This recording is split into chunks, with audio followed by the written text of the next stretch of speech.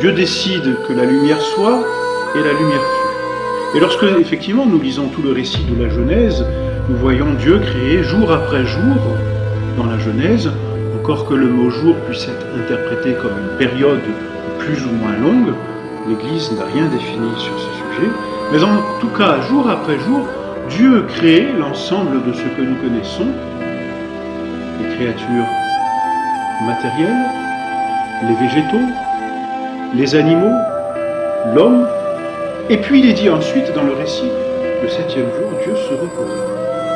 Cela veut-il dire que Dieu se désintéresse maintenant de sa création, que Dieu se met loin du monde, loin des hommes et ne s'en occupe plus? Eh bien non. Au contraire même, il faut dire que Dieu continue de s'intéresser à sa création et qu'il ne peut pas faire autrement. C'est ce que l'on appelle la providence.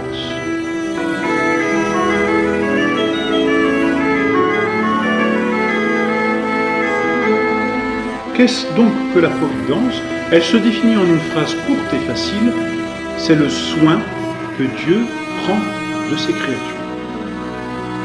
Or, quel est le premier soin que Dieu prend de ses créatures? C'est celui de continuer à les faire exister. Et pour nous, c'est quelque chose qui nous dépasse un peu. Parce que lorsqu'un artiste a fait son tableau, il peut mourir. Eh bien, le tableau reste.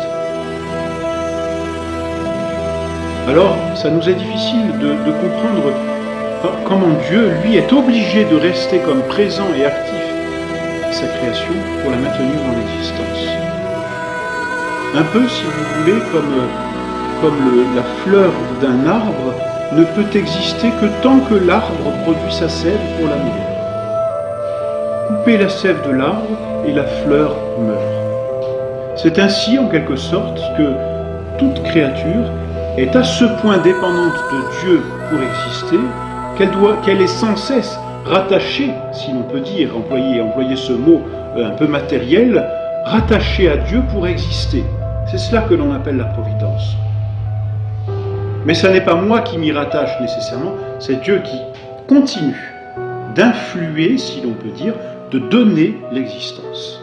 Autrement dit, l'acte de la création ne s'est pas arrêté au moment où la chose a existé. L'acte de la création se continue dans le temps aujourd'hui tel que nous le voyons, avec toutes les réalités qui nous entourent. Et cet acte qui se continue s'appelle la providence. Autrement dit, la providence est la continuation de la première existence qui a été donnée aux choses. J'existe, donc j'ai été créé, je continue d'exister, Dieu assure sur moi sa providence. Il continue de me faire exister. C'est justement ce soin que Dieu prend de ses créatures.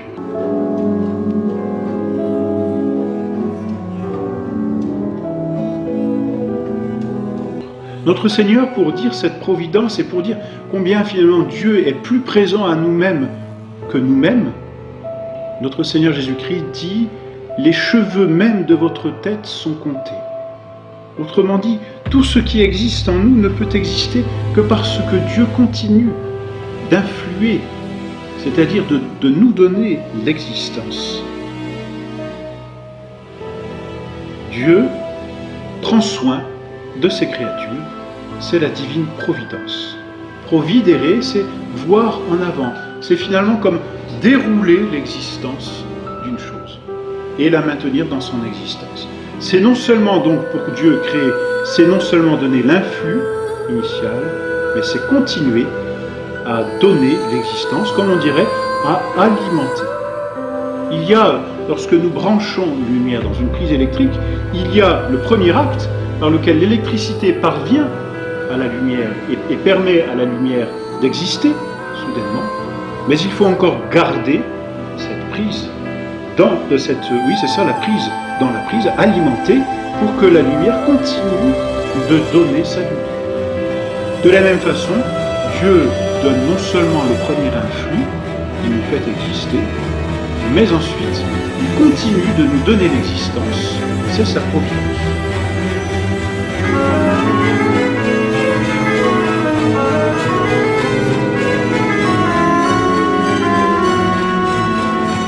Dans l'Ancien Testament, c'est Job, cette phrase merveilleuse, Dieu m'a tout donné, Dieu m'a tout repris, que sa volonté soit faite. Autrement dit, tout ce qui arrive reste toujours sous le contrôle de Dieu. Même les événements qui peuvent nous paraître les pires, ici-bas, restent toujours sous le contrôle de Dieu. Dieu n'a pas abandonné sa création. Dieu est toujours plus présent à sa création que nous ne le sommes même nous-mêmes. Mais Dieu est encore là, vraiment. Ce qui du reste pose un petit problème. Qu'est-ce donc que ce mal qui s'est introduit dans la création ?